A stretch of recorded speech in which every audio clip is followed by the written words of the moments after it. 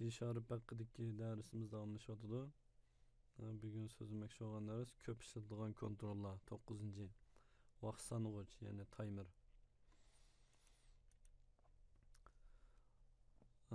Biz burunqi darslarimizda hodisa to'g'riliq ko'rib o'tdik. Yana Windows programmalari nurg'un hodisalar bilan to'lgan. Yana biz bu hodisa orqali programmalarimizni qo'zg'atib ishlatalaymiz. Hamda biz burun ko'rgan hodisalar ko'pincha ko'znaklarning o'zidan qo'zg'alishi yoki biz knopka mouse itish orqali qo'zg'aladigan hodisalar. Bu hodisalar bizningki ehtiyojimizni to'liq chiqarmaydi. Biz yana ba'zida vaqtga asosan davriy ijro qiladigan ba'zi hodisalarga muhtoj bo'lamiz. Misol olsak, biz bir vaqtni ko'rsatadigan programma tuzmoqchi bo'lsak, bu vaqtni ko'rsatish uchun biz uni har bir minutda bir qatim minut almishini, har sekundning almishini hammani ko'rsatishimizga to'g'ri keldi. Amaliyotda bevosita ko'znakning yoki vaqtningki bundaq hodisalari yo'q. Biz bundaq vaqtlarda vaqt sanag'ichini timerni ishlatsak, bu bizga davriy holatda vaqtga asosan ba'zi hodisalarni qo'zg'atib beradi. Biz buningki amaliy misol ko'raylik.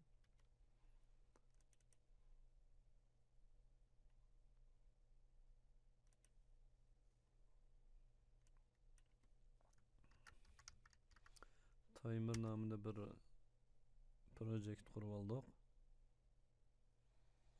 Hamda biz boya degan misol bo'yicha yana bir vaqt ko'rsatadigan programma tuzaylik. Biz bir label ishlataylik. Bu labelda vaqt ko'ran son, ya'ni soat, minut, sekund.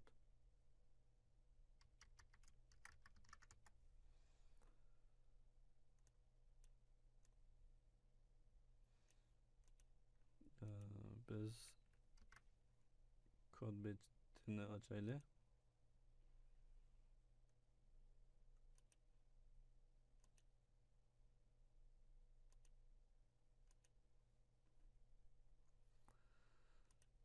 Biz bir funksiya yozaylik.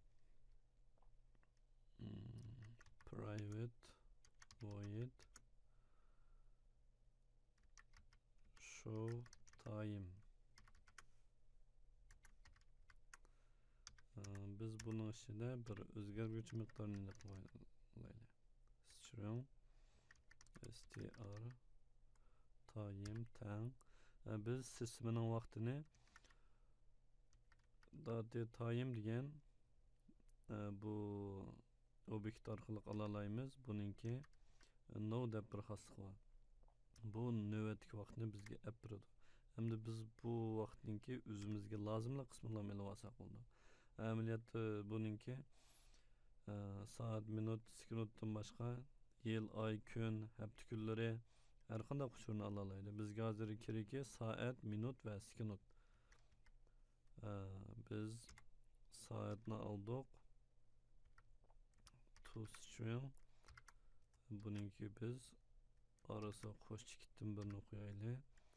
Undan keyin buning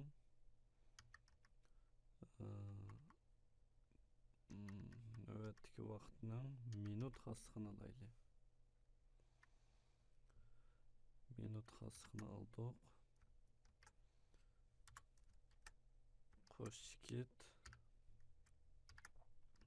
Hamda biz buningki navbatdagi vaqtningki sekund xosligini oldik.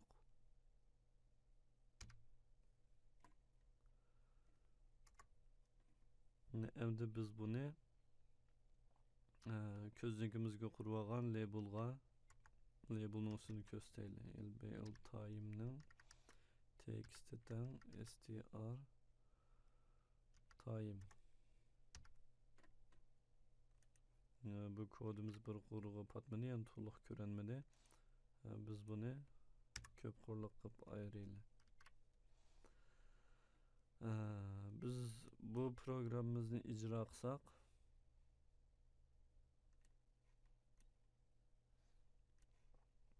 bu yerda hech nima ko'rinmadi. Chunki biz funksiyani qurdik, lekin uni hech qanday bir hodisaga bog'lamadik. Shuning uchun bizning programmamiz yozildi, lekin ijro olmadi. Hamda biz buni ko'znakninki load hodisasiga yozsak, show time buni hamda ijro qilsak, navbatdagi vaqtni hep ko'rsatdi. Masalan 18 dan 21 minut 13 sekund. Lekin bu 1 sekundda bir qatim olmish kerakdi. Amaliyotda undaq bo'lmadi. Yani bu biz programmani mush yerga qo'yib qo'ysak, bu davomliq mush sonni ko'rsatib turadi. Hech qanday vaqt almashmaydi. Endi biz buni almashtirish uchun time kontrolini ishlatamiz. Timer kontrolini. Buni xatini sal cho'ng qilib qo'yay.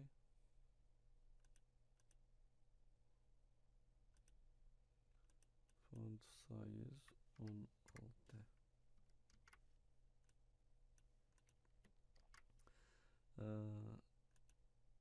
Timer kontrolü bu components degan bilakdan chiqadi.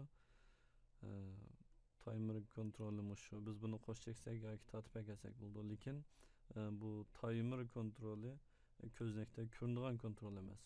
Bu aslida bu yerga qitildi. Biz buningdan foydalana olamiz, lekin buning o'zi ko'rinmaydi. Biz buningga bir ism qo'yib oldik. Timer for time.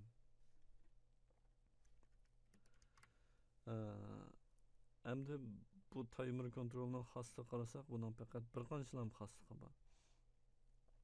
Yani buniki enablet xosligi. Bu ko'ngildagi qimmati false. Yani bu vaqtda bu ishlamaydi, yani vaqtni sanamaydi.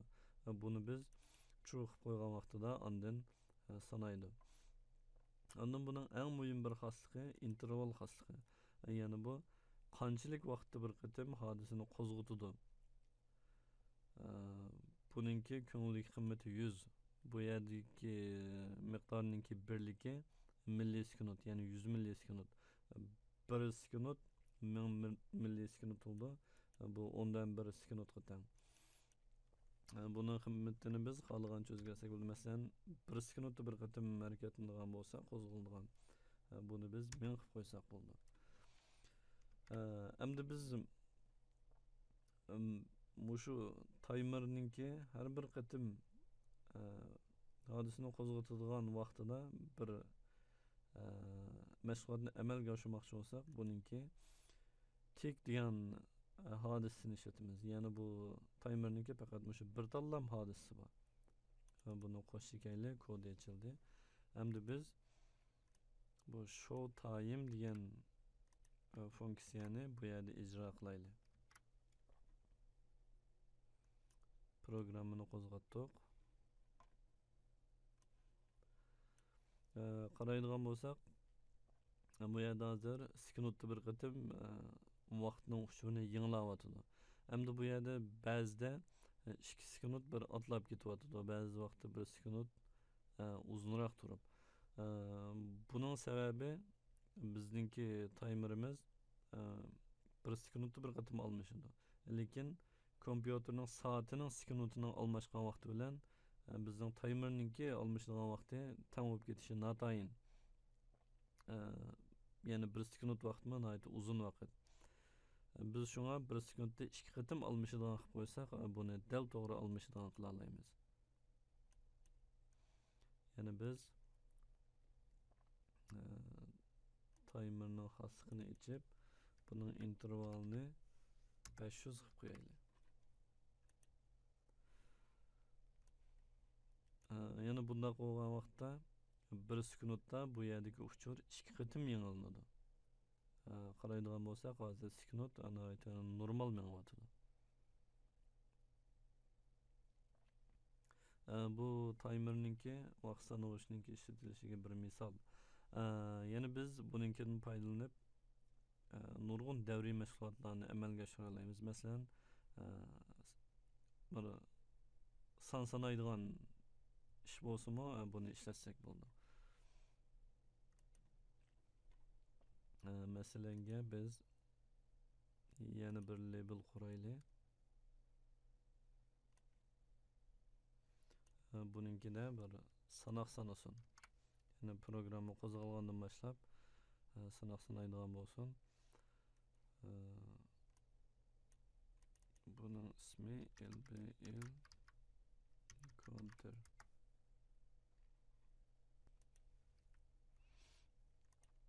Endi bizning kod gözlükini açıp bir o'zgarguvchi miqdor aniqlab olaylik. Biz klassning ichiga eng ustiga bir o'zgarguvchi miqdor aniqlaylik. Private int in count tang 0 bo'lsin. Endi bir o'zgarguvchi miqdorni buning 5ga aniqlashimizning sababi biz buni o'xshamagan funksiyalarning ichida ishlatalaymiz. Biz endi timerninki bu tik hadisiga bir kod yazaylik. Oldi bilan in countga birini qo'shib beraylik. Ya'ni har yarim sekundda bir qatam buningkiga birini qo'shib bersin. Undan keyin buning qiymatini olib biz lbl counterning texti tang in count to string. Yani string aylantirib beramiz. Endi programmamizni ijro qilib ko'raylik. Qaraydigan bo'lsak, 1 sekundda 2 qatam va yana sanoq sanayotidi. Bu davomliq buni sanayveradi. Endi biz programmamizning ichida buni ma'lum songa yetgandan keyin to'xtaydigan qilmoqchi bo'lsak, biz timerninki enable xosligini false qilib qo'ysak, bu hodisa minishdan to'xtaydi. Ya'ni bu yerdagi sanoq soni to'xtaydi. Ya'ni biz ba'zi ta'tir sanoq ishlatishimizga to'g'ri keldi. Shunaqa ahvollar ostidami shu timerni ishlatsak bo'ldi. Shuning bilan timer to'g'risidagi mazmunimiz tugadi.